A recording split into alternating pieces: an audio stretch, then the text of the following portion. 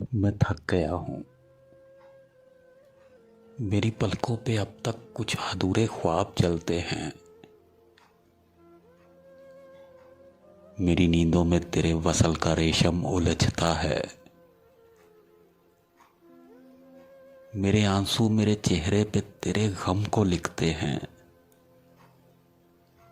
मेरे अंदर कई सदियों के सन्नाटों का डेरा है।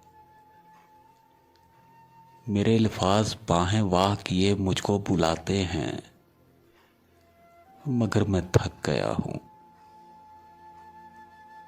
और मैंने खामोशी की गोद में सर रख दिया है और बालों में तुम्हारे हिजर की नरम उंगलियों को महसूस करता हूँ। मेरी पलकों पे जलते ख्वाब हैं अब राख की सूरत। तुम्हारे वसल का रेशम अब नींदें नहीं बुनता। मेरी आंखों में जलते थर के मौसम का बसेरा है। मुझे अंदर के सन्नाटों में गहरी नींद आई है।